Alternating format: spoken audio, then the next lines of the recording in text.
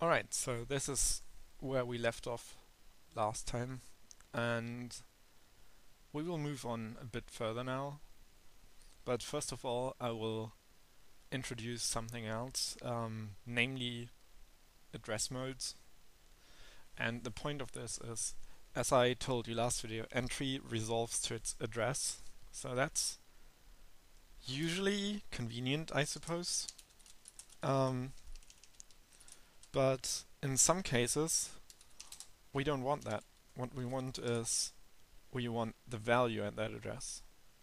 So if now I put in data test here, whoops, I should stop execution, data test, it will run and I can pause execution and now we see A contains 4. But I want this value, 1, 2, 3, 4, not just 4. So, well, this isn't 1, 2, 3, 4 as a decimal number, but hex, but that's alright. So what I can do is, I can just do this, and now, if I run it, A contains the value that's stored at that address, and not the address itself. And what I could also do is this, and then I could set A to the value of the addresses at A. So now I run the program, and you can see it works the same, but I need one more instruction. Alternatively, I could do this.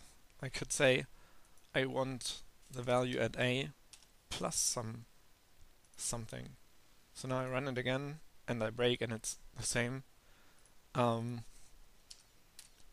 let's say I add another value here, 5, 6, 7, 8.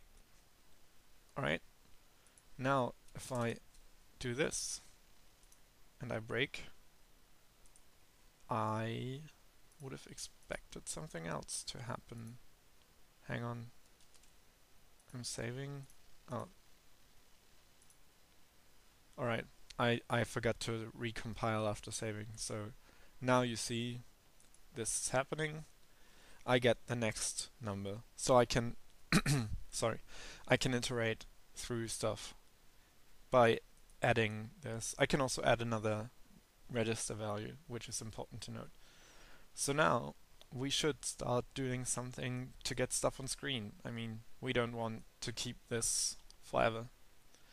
And in order to do that, what we should do is, first of all, clear up all this test code, because we want to write clean stuff. And what we will need is, first of all, to look, whoops, I should close that, to look at what hardware we have. So now we go to the wiki, which contains a lot of specifications, and we try to find a link to something useful. And now we see, okay, hardware, we have floppy drive, a keyboard, and the monitor. And we really want the monitor for now. And the important bits that we need are, first of all, the ID, which is this one. And for now that's all, because first of all we want to figure out what hardware device actually is our display. And in order to do that, what I will do is I will start writing my first subroutine in this.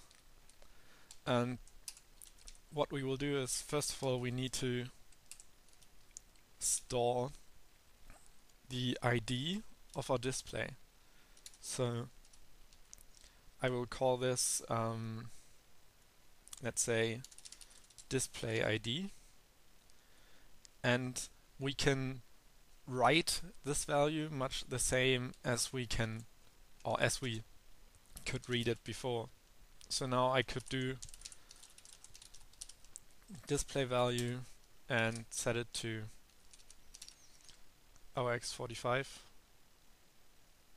Whoops, did I mistype that? Oh yeah, of course that's ID, not value, sorry. Now I run it and I stop and we look at the memory and we see, alright, it's been set to 45. Or well, rather this one. This is the immediate value that's stored in the instruction, and this is our value at the end. Alright, and knowing that, we can actually write code now.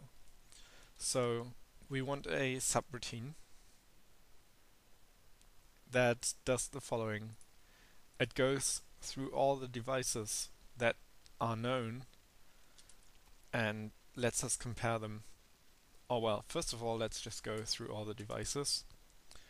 So we will create a subroutine and call it hardware detect or detection. We shouldn't be too lazy with naming stuff because we get a lot of names. Alright, we go into hardware detection, but it's a bit annoying to have to go there like by setting the program counter there and then having to jump back to a specific location and stuff. So instead we use the JSR instruction. And we can look at it here. Well, somewhere here, there we go. And we jump to the subroutine and it pushes the address of the next instruction to the stack. So if we do JSR hardware detection, it will jump there and it will push the address of the setPC entry instruction to the stack. We should add some spaces and new lines in order to separate things. So now what we can do here is simply set PC and then pop. And this is how we call our subroutine and then go back. That's important to note. And now I really want to put a breakpoint there. And I start the program and we stop immediately. And let's just look at what happens.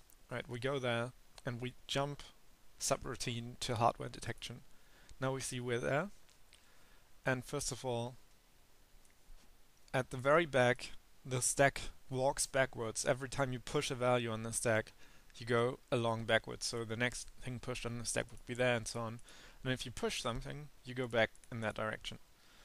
So now we have pushed the address of this instruction, which is 2, on the stack. And now we use the value that's stored there. So we use the brackets around the pop value.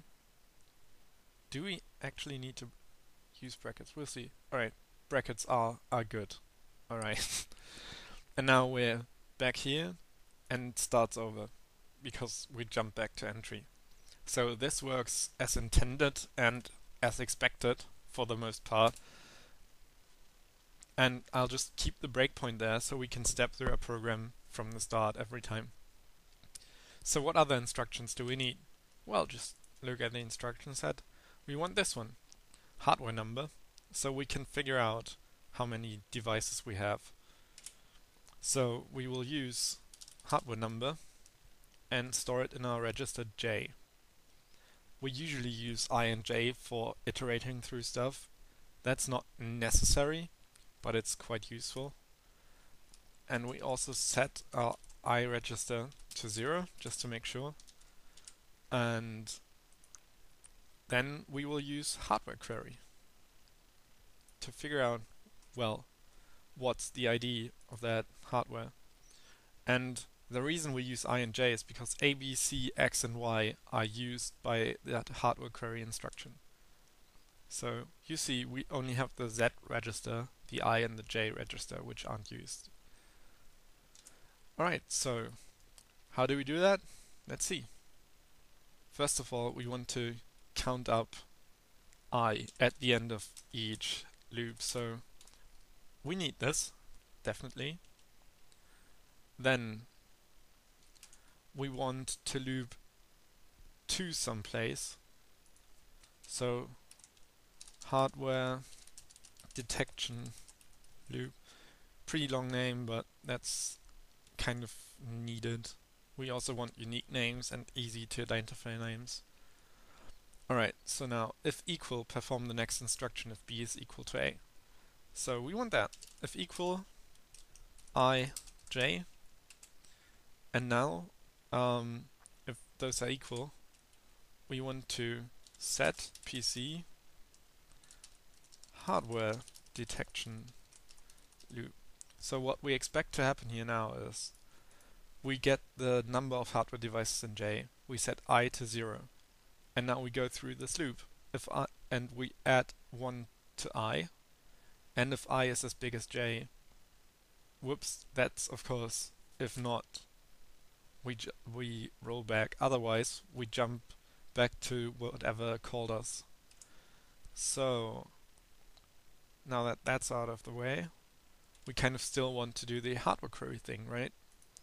So here we do hardware query I, and this does exactly what it says. We get all the information here, and for now we'll just go through and look at A and B and see if we can find our display, which has this value. Alright, so let's start. I'll stop first. Now start. Alright, we stopped immediately at the top, and now let's see if everything works as expected. We jump into our subroutine. Now J contains 5, so we have 5 devices that are to be found. And I is 0, it was 0 before, so no change. Now hardware query for 0. And now A and B have been filled with values. We don't know what that is. We don't care for now, because we don't support that hardware, so to speak. Now I and J are not equal, so we jump back and get back to our loop, and we hardware query again. And now this is something that might look familiar. Well, it's not quite the same. Dang it, so we go another round. Did we find it now? Let's see.